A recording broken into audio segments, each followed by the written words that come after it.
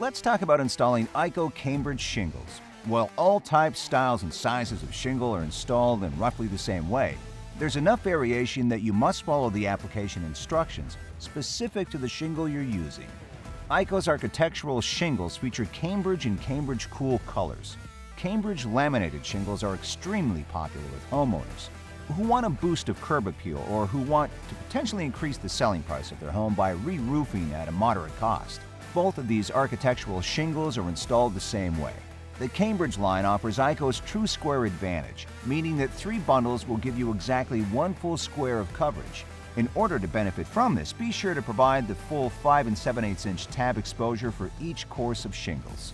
Here's how to install them once you've applied an IKO roof starter as shown in previous episodes of Blueprint for Roofing. For the first course, apply a complete shingle flush with the roof starter course at the rake and eave. Apply nails about 1 inch and 13 inches in from each end, working left to right. Continue across the roof with full shingles. Remember, always drive nails straight so that the nail head is flush with but not cutting into the shingle surface. Also, if nail heads are left sticking up, they can tear into the shingle that's applied above them. For the second, third, and fourth courses, trim 10 inches, 20 inches, and 30 inches respectively from the left end of the first Cambridge shingle. Apply flush with the roof starter at the rake.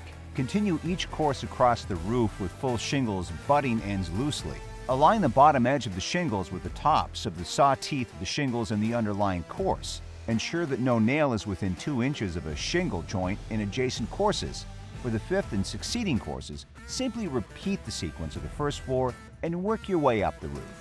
For added protection against wind uplift and shingle blow-off, apply 3 1-inch diameter spots of asphalt plastic cement spaced evenly along the shingle and use 6 nails per shingle. For maximum wind protection, also use asphalt plastic cement to seal the shingles together at the rake edges. Congratulations on a job well done! You're well on your way to a beautiful new roof.